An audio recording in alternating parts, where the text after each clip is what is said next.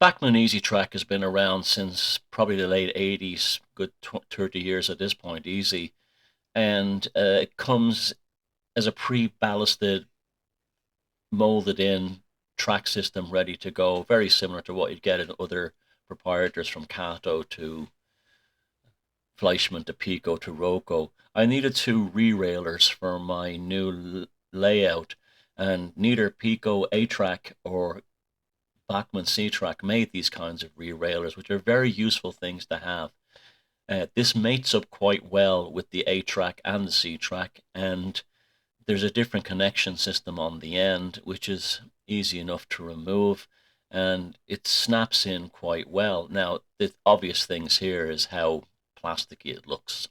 We're going to have to take off those tabs to make it fit with the Pico A track, but even so, we're looking at something that it's very rudimentary, very crude, very plastic, and really needs some work. Now, the beauty of this is with a small amount of work, you can achieve an awful lot. And what we're going to do is we're going to paint these boards, we're going to paint the ties, sleepers, we're going to paint the rail edges, and we're going to reballast it, and we're going to try and make something look a bit more realistic of what comes out of the pack as this 9-inch long straight Rerailer. What I'm going to use will be AK real color markers. These are new product, relatively new, and it's real acrylic paint inside each marker. And it makes this kind of job so easy. Uh, they have different colors, and I've picked an appropriate group of colors to paint this piece of Bachmann Easy Track. Not just the rail sides, but also the boards, the sleepers, and some other details. Now, along with that red brown that we'll use to paint the rail sides, we've got the standard brown, which we'll use for the ties and the wooden sections predominantly. And along with that, we'll have a various range of colors that AK recommends for using for painting ship models, such as decks, wooden decking on ships, or wooden details on military models. This is probably the first model train video I've seen that actually has AK colors on them. And they're designed to make painting easier, painting kits on the sprue. So I have a wood base, a light gray, a few shade of brown, a deck tan. Now here we are in the maritime theme, and these are going to be used to bring a sense of personality and realism to this piece of Easy Track. Now we'll start with the ties or the sleepers. It runs and flows beautifully to paint. You don't have to worry about too much coming out. It's not like one of those markers you shake with a ball then and you have to press it down. That's literally a felt paintbrush up there. And so I start by painting the tops of the rails in this taupe color. It's an ideal, when it dries, it's an ideal color for a old, well, not old, but, long installed wooden ties. I leave the blacks on the sides, at the sides and on the edges alone, because that's also prototypical. The fading would happen on the top. And now I'll use this brown, their standard brown color, this chocolatey taupe color, to start filling in everything else except the boards on top. So I'll leave them till last.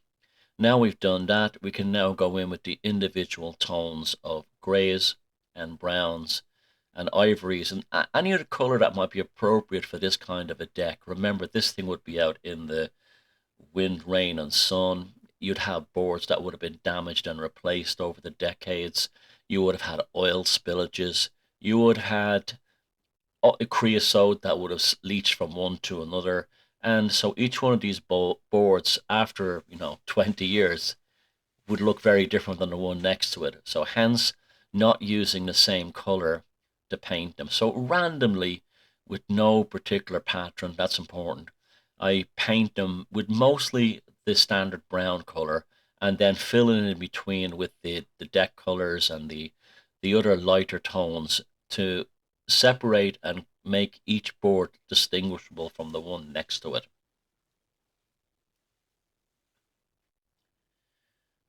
You hold the marker sideways, as you can see.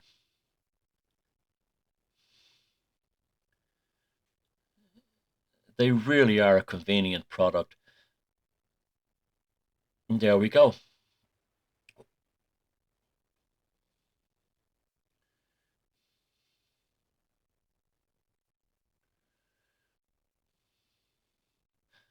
Now I'm going to paint the sides of the rail in this red brown.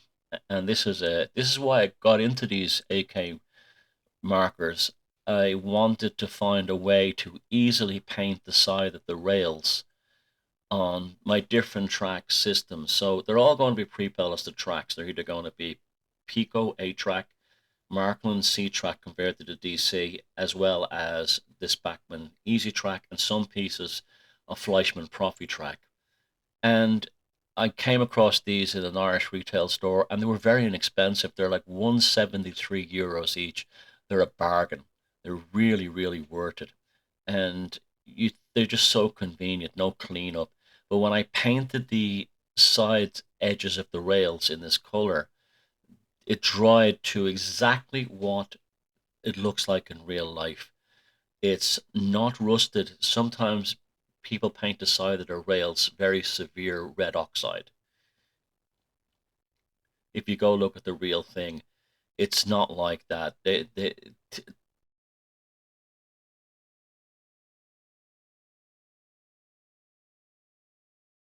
It weathers to a very different color, and I think this color was bang on. It also has the beauty of amalgamating and creating conformity between the different proprietary producers, and by continuing one flow of the same color of the rail sides. I wiped off any excess with handy wipes on the top to keep the to keep the conductivity fine. And then as you can see, we now have to use a wash. This will help separate the different pieces of wood, the different planks, and I'm using again an AK product. This is their military black wash. It's a bit thick, but you can use any wash you like. I've just been using this one lately. It goes quite well with their markers. And again, it's if you put it on too thick, it's the easiest thing to tone out. You can either wipe it off your brush and then pull it off with a brush, or you can use handy wipes if you go too far. But let it flow semi luxuriously into all the gaps. This will help bring out the wood grain detail on the ties and sleepers, as well as the wood grain detail on the planking effect on the boards. And we'll also go between each board to highlight the gap. But what makes this really useful is that it will tone down all the different colors I've used to make those boards on the top and give them a nice naturalistic conformity. And you can see it right there. You still have all the tones of the different colors, but look what we have, something that's quite realistic now, and it looks like what it's supposed to be: weathered, roughened up boards of different ages, and have been exposed to different things, from oil to the sun to the rain. And that was the wash that made it cohesive and brought the tones all together. I'm now going to add heavily diluted PVA glue in between the sleepers, the ties, and in other areas. This gives me great control. It's heavily watered down PVA with a little bit of detergent and mostly water. And I will use a brush just for cleanup, but that's not necessary. I get my tray, and I will now begin to take my ballast. I want to use the finest ballast. This is my own mix, basically, of different ballasts. I like 1970s type ballast that you get basically everywhere. It's quite funny how the rail systems of everywhere looked quite similar in the 70s, but whether it's North America or Europe. But this is kind of a mix I came up with that works for all two type rail systems. And using the fine applicator of these little bottles you can pick up on Temu very cheaply, I'm putting it in between the rails. You can see it's almost like I'm painting it using it as a brush. This is trying not to get any on top of the actual rail, the sleeper or the tie itself. Go in between them, and spread them out a little bit, try to break the surface tension, and then using the fine sieve, I get the finest ballast, the smallest pieces, and this is what will fall between the rails. The idea of this is so it doesn't sit above the height of the wooden sleepers or ties. And it just couldn't be easier. And already just that tiny bit I've done, you can see the improvement over that frankly ridiculous simulated ballast that Bachmann had put on their track.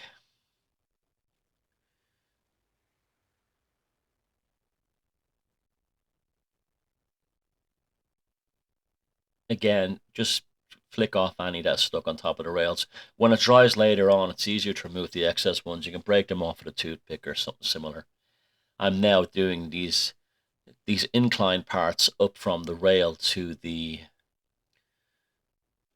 wooden boards. This is the actual business part of the Rerailer. These are important that we keep these clear so we don't ballast right to the very edge, because this is not just, for aesthetics. This is a functional piece of equipment to keep my trains on the track, especially, long express trains. These things, you can have a derailment, especially with like modern low profile wheels, and not know it. These guys are great for kicking them back onto the and writing them back on the rails. For the side, I use fully non-diluted PVA glue straight out of the container. And for this part too, I won't be using the sieve to get the finer parts. I will be using the ballast as it fully is, so as to, it makes it more realistic. And depending on how this sits on the layout, if there's another piece like this beside it or something similar, that can be added to on later on when it's in situ.